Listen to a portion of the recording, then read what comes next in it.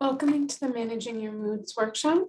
My name is Dr. Heron, and I'm a psychologist with the Integrated Behavioral Health Clinic. Today, we're going to talk about some tools and strategies to manage your mood or depression.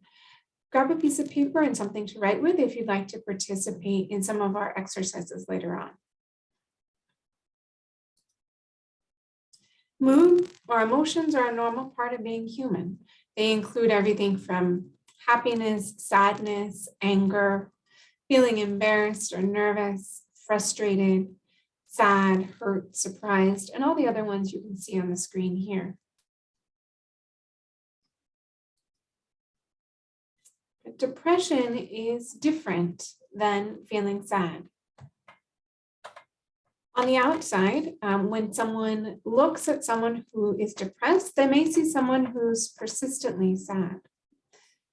But on the inside, that person may also be experiencing changes in their appetite, feelings of emptiness, worthlessness, fatigue, guilt, feeling helpless, difficulties with sleep, irritability, memory problems, sometimes sleeping too much, moving or speaking more slowly than is usual for them, feelings of worthlessness, and sometimes thoughts about hurting themselves.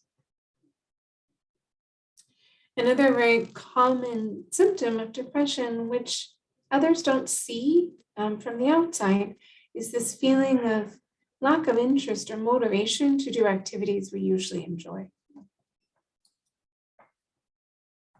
And for some people, depression is triggered by an event in their lives, like a disagreement with a partner or a friend, a separation in a family, substance use, health problems like diabetes, stressors like financial problems. And for others, depression begins with no clear identifying trigger.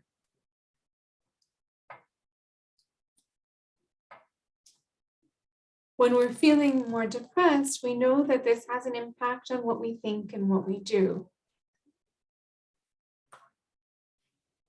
In that our emotions are impacted by our thoughts, and our emotions also impact our behaviors or activities. We know that there's also a connection between what we do and what we think. Now, we've already established that emotions are a normal part of being human. So in order to make changes or to lift our mood, we're going to talk today about some strategies in terms of activities and also for our thoughts. I'd like you to take a moment to think about how this dog might be feeling in this picture, what this dog might be thinking. You may have decided that the dog feels tired or is thinking, ugh, what's the use in getting up? It's not going to be fun anyways. And this is a common obstacle that we experience when we're feeling depressed, not feeling like doing things, feeling like we don't have the energy to do activities, or maybe even thinking that if we do something, it's not going to help us feel better. We're going to talk about activities today in 3 realms: things we do for enjoyment, things we do with other people, and things that we do to be productive. Now, each of us are going to have our own activities that we do for enjoyment. These also might be hobbies. Take a moment to, if you choose on your piece of paper, write down 1 or 2 activities that you're currently doing for enjoyment, or things that you've done in the past, but that the depression has gotten in the way of doing again and you'd like to return to. You can see from these pictures that it may be spending time in nature, getting some exercise, or reading or learning about something new.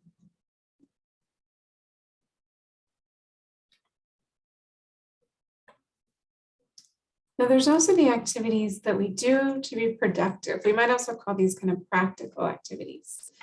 These are things like cleaning the house, doing the dishes, doing our laundry, cleaning ourselves, preparing healthy food for ourselves, getting exercise, paying the bills. So take a few moments to write down a few activities that you're currently doing that are practical, and also 1 or 2 activities that you haven't done recently, but you'd like to do and would be able to do.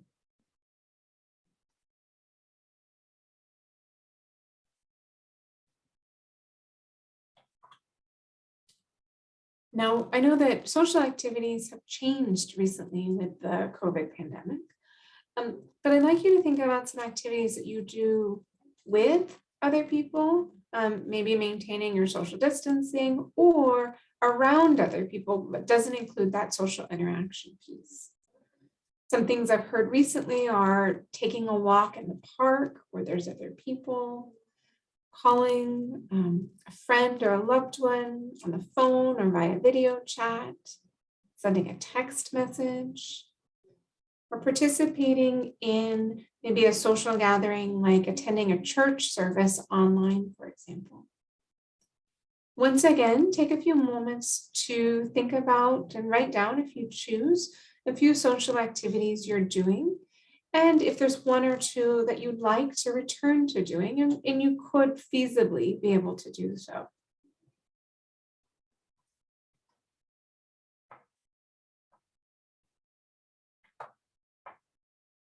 So now you have a list of 3 to maybe 6 different activities in each of these, across these 3 areas. I'd like you to decide 1 activity that you'd like to try this week. Look at your calendar, find a specific time to schedule that activity.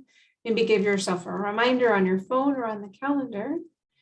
And when that time comes, it's very likely that there's going to be a thought about, I don't have the energy, this isn't going to help, what's the point? So take a moment to think about what you'll say in response if that thought comes up for you.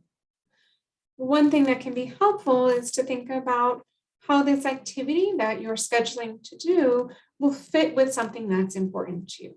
For example, if you're scheduling to call and talk to a friend or loved one, that might be something you do that helps you feel closer to your family if they're important to you, or to your friends.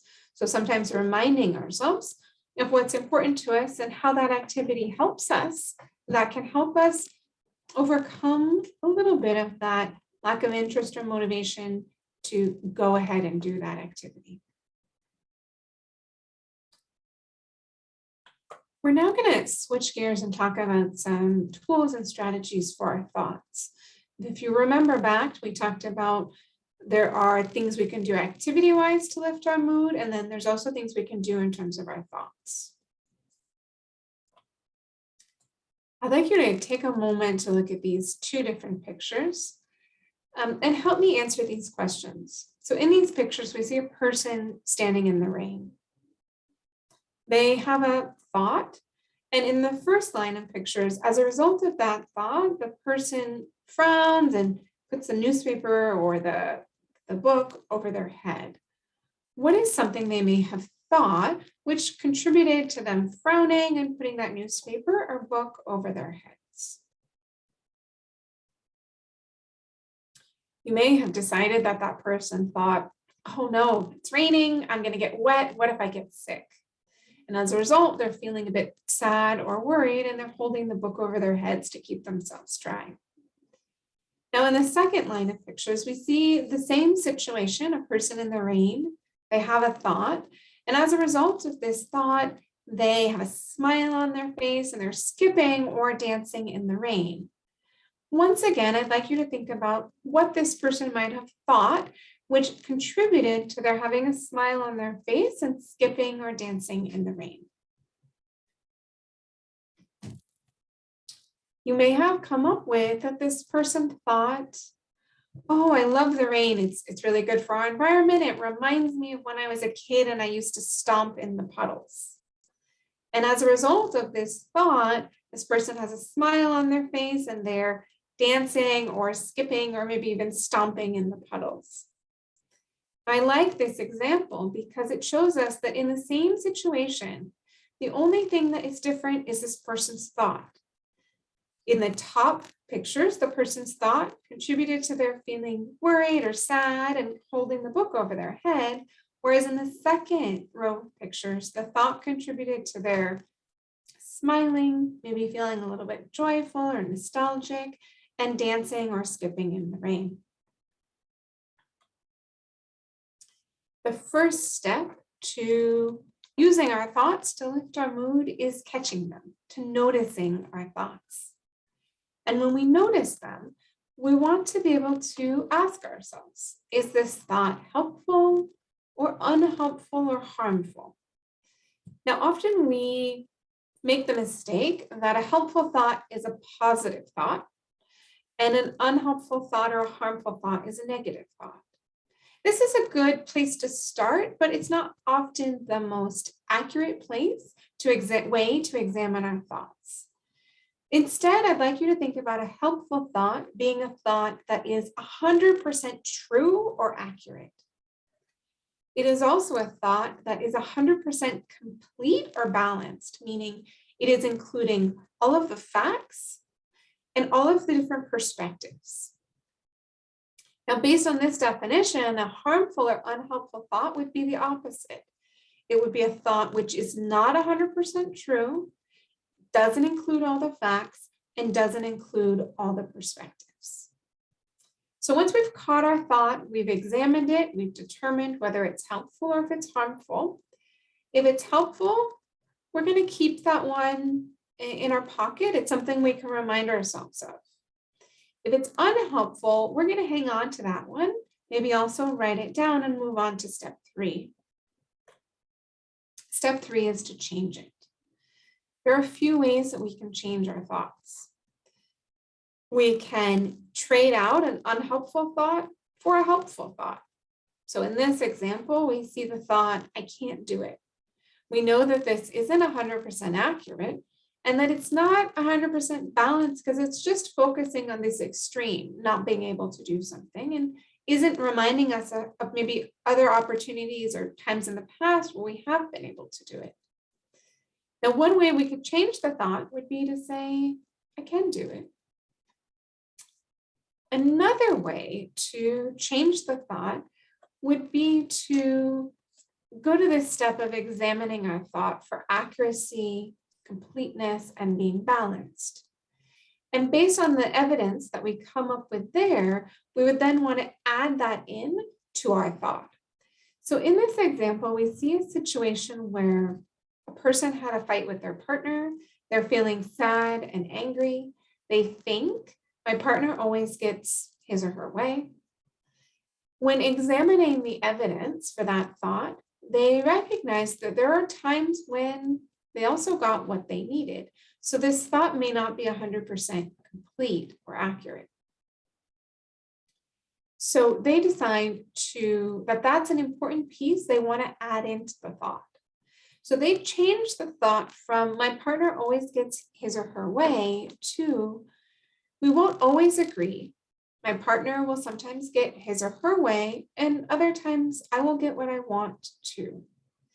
Now, often it's easiest to go through this process, writing out each of these pieces, what happened, what you felt, what you thought, examining your evidence, and then writing out the new thought. As we get the practice of doing this, we'll be able to do this more automatically in our brains.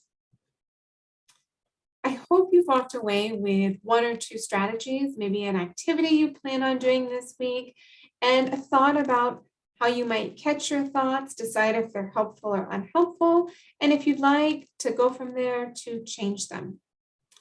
If you'd like to learn more about other tools and strategies, please watch our additional videos. Thank you for joining me today.